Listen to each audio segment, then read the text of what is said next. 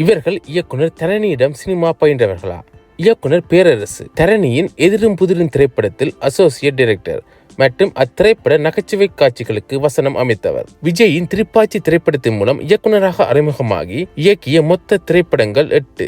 இயக்குனர் பரதன் தில் தூள் கில்லி திரைப்படங்களில் அசோசியேட் டைரக்டர் மற்றும் வசனகர்த்தா. தரணியின் ஒஸ்தி திரைப்படத்துக்கு வசனம் அமைத்தவர் பரதன். விஜய் நடித்த அழகிய தமிழ் மகன் திரைப்படத்தின் மூலம் இயக்குனராக அறிமுகமாகி அதிதி பைரவா என இயக்கிய திரைப்படங்கள் 3.